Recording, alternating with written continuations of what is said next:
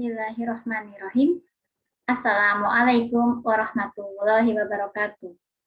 Innal hamdalillah nahmaduhu wa nasta'inuhu wa na'udzubillahi min shururi anfusina wa min sayyiati a'malina may yahdihillahu fala mudhillalah wa may yudhlil fala hadiyalah. Asyhadu an la ilaha illallah wa asyhadu anna Muhammadan abduhu wa rasuluh. Senantiasa kita panjatkan syukur atas rahmat yang Allah limpahkan kepada kita, sehingga pada kesempatan pagi siang hari ini ya, masih bisa Allah kumpulkan kita dalam thalabul ilmu, senantiasa kita perkaya ilmu kita dalam sesi MPLS atau masa pengenalan lingkungan sekolah untuk kelas 89 ya, dicas kembali. Pada sesi kali ini Ustazah ambil tema tentang manajemen waktu.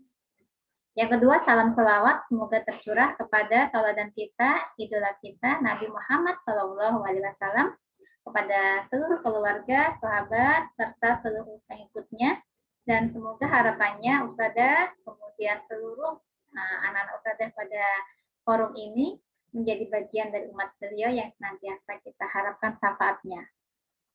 Oke, sebelum kita mulai sesi materi, ya, sudah siap semuanya ya? Siapkan alat tulisnya, fokus, konsentrasi, supaya materi yang akan kita bahas bisa kalian terima dengan baik ya. Oke. Nah, kita memulai dengan manajemen waktu ya. Nah, waktu seperti kita ketahui lah, identik dengan pasti gambar jam ya. Setiap detik, setiap menit, setiap jam yang kita lewati tidak ada yang pernah berjalan mundur. Jadi setiap kali kita melangkah, kita tidak bisa mengulang apa yang sudah terjadi pada hari kemarin. Misalkan hari ini kita melakukan kegiatan membantu Umi Abi. Waktu kemarin, aku tidak banyak yang aku lakukan. Ya, masih banyak hal-hal sia-sia yang tidak kita maksimalkan waktu kita sebaik-baiknya. Namun apakah kita bisa kembali ke masa kemarin, ke waktu kemarin, untuk kemudian merubah aktivitas kita menjadi lebih bermakna? Tentu tidak bisa ya. Nah, sehingga memang kita harus benar-benar bisa memanage waktu kita dengan sebaik-baiknya, supaya waktu yang Allah berikan kepada kita itu menjadi lebih bermakna. Permasalahan yang muncul ya untuk anak remaja itu yang sering terjadi. Satu, mengatakan, Ustazah, waktu kenapa hanya 24 jam ya? Terasa kurang. Waktu itu hanya 24 jam, Allah berikan itu terasa kurang. Pengennya nambah terus. Kenapa? Karena yang mereka rasakan, yang kedua ini muncul, tugasnya masih banyak yang belum diselesaikan. Jadi mungkin pihak ustadzahnya sudah memberikan tugas dengan terstruktur, sudah disesuaikan sebenarnya dengan alokasi waktu, namun karena mungkin kita belum bisa memanage waktu dengan baik, yang terjadi tugasnya menumpuk banyak ya, dan belum terselesaikan dengan baik. Kemudian yang ketiga nih, dengan main ya, waktu main kita kok sedikit ya, kok kurang. Padahal sudah kalau dihitung-hitung proporsional 24 jam sehari, 10 jam buat main masih merasa kurang misalkan gitu. Berarti ada yang salah di sini. Ada mindset yang salah yang ada pada diri kita, yang harus segera kita benahi ya. Kenapa ya permasalahan ini kok muncul pada saya? Kenapa ya teman saya si Fulana tidak merasakan hal yang saya rasakan? Katanya tugasnya juga selesai, waktu mainnya juga cukup, gitu. Merasa lebih nyaman. Kenapa saya tidak? Nah, solusinya apa? Solusinya, kata kuncinya adalah manajemen waktu. Ya. Kita akan coba membedah tentang manajemen waktu. Allah mengingatkan kita pada Quran surat Al-Asyr ayat 1-3. A'udzu billahi minasyaitonir rajim. Bismillahirrahmanirrahim. Wal 'ashr innal insana lafi khusrin illal ladzina amanu wa amilus sholihati wa tawasaw bil haqqi wa tawasaw bis sabr. Al-ayah. Demi masa. Demi masa. Jadi waktu itu memang benar-benar sangat berharga. Kan kadang demi matahari, demi masa, ini sesuatu yang sangat istimewa. Sampai ada kata demi ya, demi Allah gitu kan, sesuatu yang istimewa.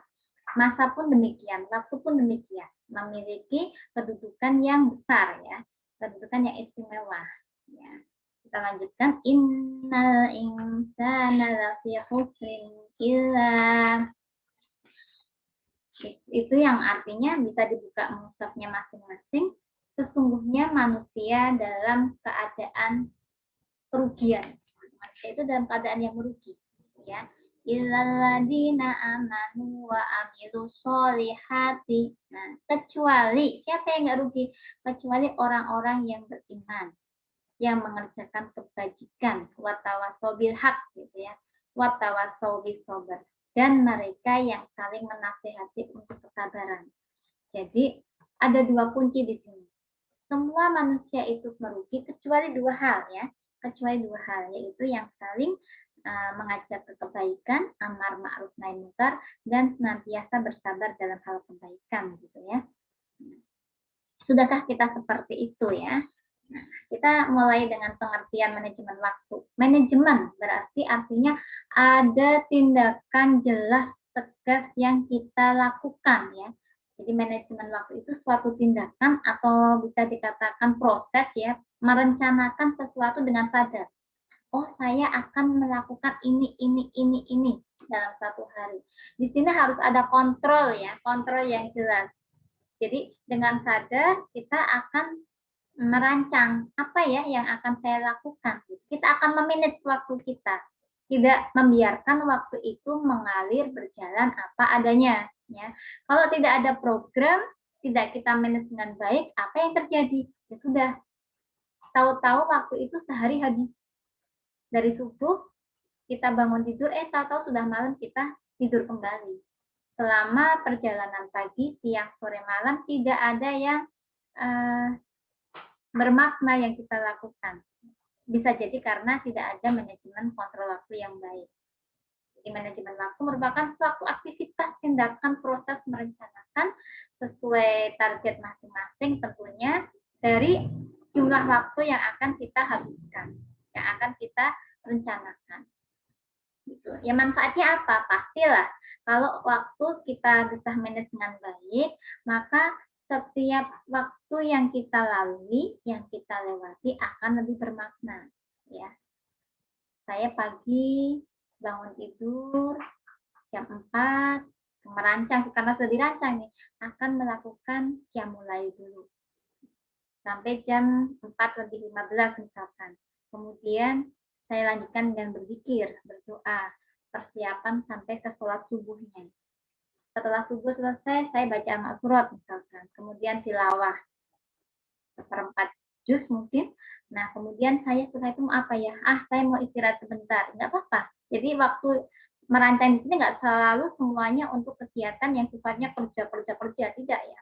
Setelah ini saya akan mandi misalkan. Pukul 6 saya mandi atau setengah 6. Setelah itu saya bantu orang tua, saya bersihkan kamar saya merapikan tempat tidur, saya bantu orang tua memasak misalkan, kemudian saya persiapan belajar, kemudian setelah itu saya apa gitu, sehingga semua waktu yang kita lalui kita sadar akan melakukan apa, targetnya apa, yang harapannya waktunya akan lebih bermakna. Yang kedua akan lebih tenang hidupnya, karena tadi dari permasalahan tugas yang banyak menumpuk, kenapa ya tugas nggak selesai, itu pasti hidupnya nggak nyaman, nggak tenang. Ustadznya mungkin kabari, menanyakan, menagih tugas, ini tugasnya kok belum diselesaikan, Mas besok ya deadline pengumpulan tugasnya, Mas ini Mbak ini ya tugasnya belum nih, waktunya tinggal sekian menit lagi atau jam lagi, dikejar-kejar tugas terus. Atau mungkin di rumah juga sama, orang tua menanyakan, ayo segera sholat, ayo segera bersihkan kamar gitu. Bisa jadi karena tadi kita nggak memanage waktu dengan baik, sehingga hidupnya nggak nyaman, ya nggak tenang, tidak rasanya tergesa-gesa gitu ya. Kemudian manfaat yang ketiga, maka setiap aktivitas akan bisa bernilai ibadah. Karena dengan sadar sudah kita program, tidak mungkinlah kita memprogram sesuatu aktivitas yang tidak ada nilai ibadahnya. Gitu. Termasuk waktu istirahat pun, waktu luang pun tidak masalah kita istirahat, kita luangkan waktu untuk misalkan saya mau chattingan teman, mau ngobrol di grup boleh, tetapi semuanya sudah dirancang dalam rangka ibadah. Sehingga yang dilakukan tidak ada yang keluar dari koridor syar'i Islam. Kemudian manfaat yang lainnya pastilah tugasnya bisa terselesaikan dengan baik, ya karena tadi di manage dengan baik. Saya jam sekian mau menyelesaikan tugasnya PPKN, punya tugas dari Ustadz ini. Jam sekian mau menyelesaikan tugasnya bahasa Jawa dari Ustadz Endang. Jam sekian saya mau menyelesaikan tugasnya Ustadz Diano prakarya misalkan. Jelas aktivitasnya akan lebih jelas, tugas terselesaikan dengan baik sesuai waktu yang sudah ditentukan. Dan yang terakhir manfaatnya, maka target hidup kalian pasti tercapai. Cita-citanya tercapai, karena sudah jelas arahannya. Kalau ingin sukses dalam suatu hal, maka harus kita rancang dengan baik. Ya, tidak akan mungkin kita mendapatkan kesuksesan selama kita tidak merancang dengan proses yang baik. Ya, kita mulai ya. Yang pertama yang bisa kita lakukan dalam manajemen waktu, berkomitmen pribadi untuk perbaikan. Ayo semuanya yang ada di grup ini ya, di forum ini bersama-sama bismillah. Yang kelas 8 ya, dari kelas 7 mulai ke kelas 8. Kalian sudah kelas 8 bukan lagi kelas 7. Sudah 1 tahun lebih besar ya. Kemudian sudah tinggal 1 tahun lagi nanti persiapan ke kelas 9. Ayo kita atur waktu kita dengan sebaik-baiknya, berkomitmen menjadi pribadi yang baik. Yang kelas 8 menuju kelas 9 pun demikian, sudah di penghujung kelas di SMP IT Lukman Hakim. Apa mau menambah 1 tahun lagi menjadi kelas 10 tapi di SMP IT? Tentu tidak kan? Apakah mau keluar dari SMP IT itu dengan nilai apa adanya, dengan karakter apa adanya, dengan amalan apa adanya, gitu ya? Tentu tidak. Ya, harapan Ustazah kalian mulai sekarang punya komitmen yang besar, komitmen yang kuat, punya komitmen yang tinggi untuk berubah menjadi pribadi yang lebih baik. Mulai dari sekarang. Yang kemarin mungkin masih banyak kekurangan, kelemahan, belum bisa memanage waktu dengan baik, belum banyak amalan yang dilakukan, jadikan refleksi. Ya, mulai sekarang setelah materi hari ini kita berkomitmen bersama-sama menjadi pribadi yang lebih baik. Ya, siap ya. Oke, yang kedua harus punya target belajar ya. Anak SMP sekarang sudah masuk ke tahun ajaran, punya target belajar. Mata pelajarannya apa? Diurutkan di ruang kamar masing-masing bisa dilakukan. Saya punya target belajar dan saya punya target hasil tentunya, maksudnya begitu. Misalkan nih, Mbak, matematika itu susah sih menurut saya. Biasanya kalau kelas sebelumnya hanya dapat 75, target saya nanti harus minimal nilai 85. Wah, saya matematika hobi atau IPA hobi. Siswa yang lain mengatakan, saya tahu hobinya IPA, kemarin 85, target sekarang 90. Misalkan. Buat targetnya, hasilnya berapa? Dari situ kemudian kita turunkan ke bawah. Berarti apa yang harus saya lakukan gitu ya, supaya target tadi bisa tercapai. Jangan tidak punya tujuan atau target belajar ya. Kalau kita nggak ada tujuan ya sudah, maka hasilnya juga akan apa adanya ya. Yang kedua sudah ingatkan, buat target belajar. Kalau yang pertama tadi komitmen untuk berubah menjadi lebih baik lagi ya. Yang kedua buat target belajar.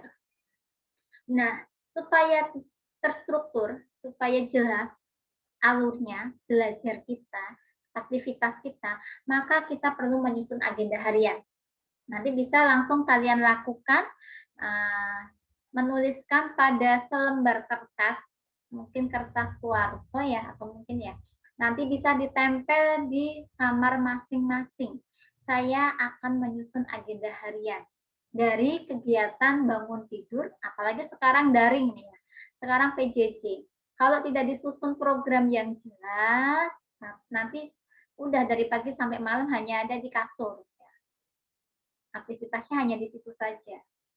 Buat target susunan jadwal agenda harian yang jelas. Contoh, misalkan tadi sudah contohkan pagi, saya bangun jam 4, ya mulai setelah itu sampai jam sekian, 4.15 saya lanjutkan dengan berzikir. Kemudian sholat subuh 4.30 sampai 4.45 misalkan. Kemudian saya lanjutkan tilawah outputnya, setengah juz misalkan. Kemudian saya persiapan mandi jam sekian sampai sekian. Setelah itu saya sarapan jam sekian sampai sekian. Kemudian persiapan KBM online daring menggunakan Google Meet atau menggunakan Google Classroom, nanti disesuaikan dengan ustadzah yang mengampu. Setelah itu, oh ya, saya harus sholat duha. Kita saksikan sholat duha. KBM sampai jam 11.20. Setelah itu saya istirahat, ustadzah. Oke, istirahat, sholat duhur jam 12 sampai jam 12.30. Kemudian makan siang jam 12.30 sampai jam 13, istirahat. Nah, istirahat ini mungkin bisa komunikasi sama teman, chatting, atau mungkin saya istirahatnya mau tidur, sambil saya literasi. Nah, ini bagus sekali literasi, membaca buku. Yang suka membaca buku, ini bisa dimaksimalkan hari-hari di rumah. Karena dengan kondisi pandemi ini memang sudah jadi slogan kita ya, DRS ya, semuanya tambah title, DRS, di rumah saja. Artinya sebenarnya secara waktu kita punya jumlah waktu lebih banyak karena tidak ada waktu yang disisihkan untuk perjalanan ke sekolah, nggak ada yang disisihkan waktu untuk dari sekolah ke rumah, tidak ada waktu kita misalkan mau pergi kemana, nggak ada, semuanya di rumah. Nah, waktu-waktu itu kita kumpulkan ya, kita susun agenda harian. Sampai malam, saya sore aktivitasnya bantu orang tua apa. Kemudian saya pengen karena nggak bisa keluar sama teman-teman, ada forum di grup. Nah, janjian sama teman-teman, ya kalau kita ngobrol jam sekian ya, jam misalkan 16 sampai 17, saya jadikan fokus waktu saya untuk bersama teman-teman sosialnya di situ. Karena nggak bisa ketemu langsung, kita gunakan chatting group misalkan. Kemudian sampai maghrib pun kita masih buat jadwal. Setelah itu saya tilawah dengan keluarga misalnya, kemudian dilanjutkan sholat isya, kemudian kapan saya waktu belajar, mengulang materi, dan persiapan materi yang akan datang, materi yang akan disampaikan oleh ustadz-ustadzahnya. Sampai saya tidur. Nah, tersusun jadwal dengan rapi. Jadi jadwalnya jangan, KBM itu jam 7.15 sampai 11.20 titik stop, yang lainnya nggak ada susunan agenda harian. Ya, nanti yang terjadi ya sudah banyak waktu yang tidak bisa dilaksanakan dengan maksimal, gitu ya. Oke, yang selanjutnya kita tentukan waktu belajar dan waktu luang. Ini waktu luang juga nggak masalah ya. Jadi tidak semua waktu kemudian kita gunakan untuk belajar, kerja. Nggak demikian. Silahkan buat waktu luang. Jadi harus konsisten. Kalau ini waktu saya belajar, ya jangan diganggu dengan memegang HP yang kemudian waktu belajarnya tidak maksimal, nggak efektif, tidak fokus, tidak konsentrasi.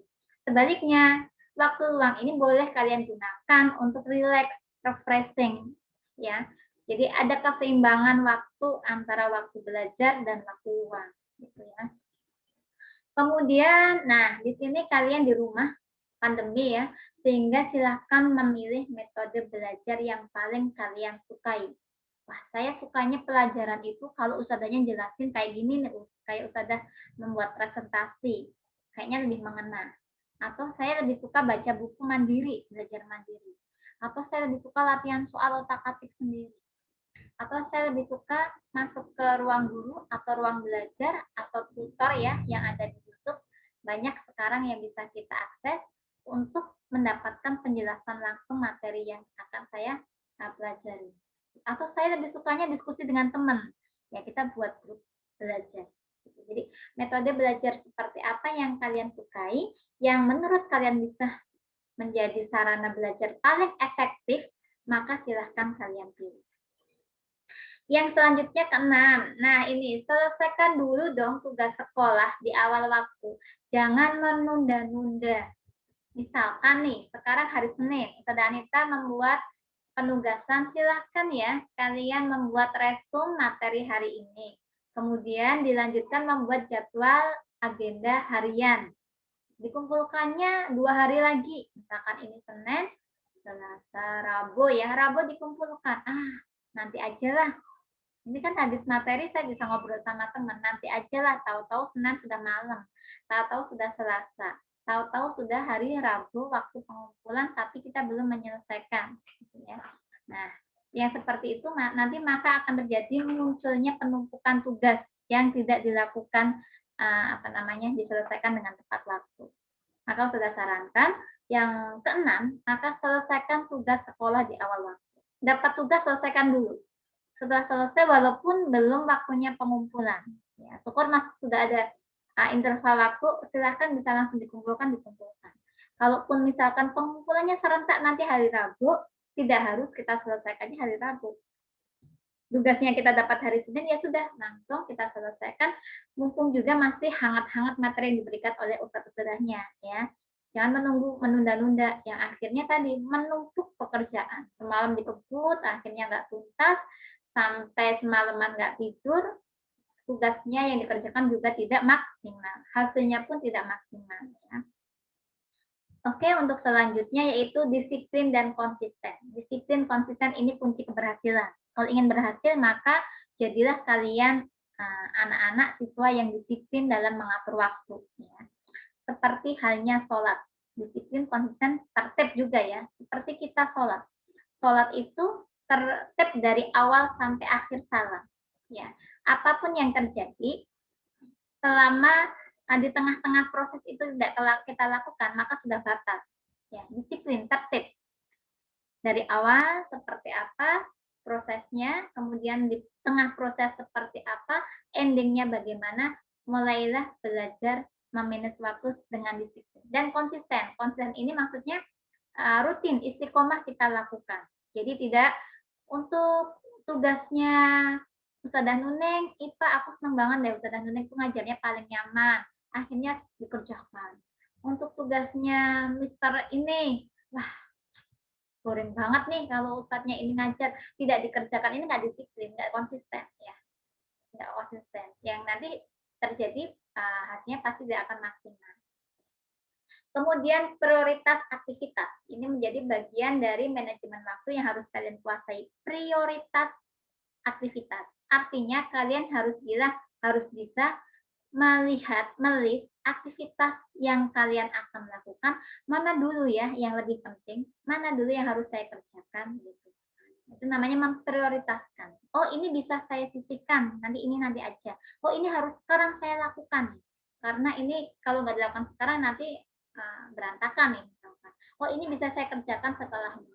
Oh, ini bisa besok saya lakukan. Kita tetap melihat target, tujuan, tetapi kadang kan ada ya, dalam waktu bersamaan saya harus menyelesaikan banyak hal, gitu ya. Maka di sini butuh ilmu bagaimana kalian melakukan memilih-milih aktivitas sesuai dari prioritasnya, sesuai dari tujuan mana yang paling penting dulu. Yang paling penting dulu ya. Itu namanya mulai memanage waktu dengan prioritas aktivitas. Yang selanjutnya adalah yang tidak kalah pentingnya, yaitu senantiasa melakukan evaluasi aktivitas yang kita lakukan. Ya, jangan melakukan aktivitas itu mengalir. Tapi setelah selesai kita lakukan evaluasi, sudah maksimal tidak yang saya lakukan? Tujuan saya sudah tercapai belum? Target saya bagaimana?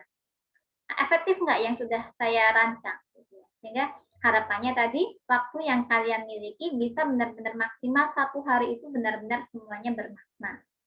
Dan evaluasi ini butuh konsisten juga dan terus menerus, continue. Kita lakukan secara continue. Tidak bisa saya sekarang melakukan evaluasi, besok nggak usah ya, besok evaluasi, besok nggak usah, tidak. Jadi setiap program kita lakukan evaluasi secara konsisten. Gitu ya. Tadi beberapa hal tentang hal-hal apa saja yang bisa kita lakukan untuk memanage waktu ya. Nah, sekarang sudah siap menjadi pribadi yang terbaik kalian ya.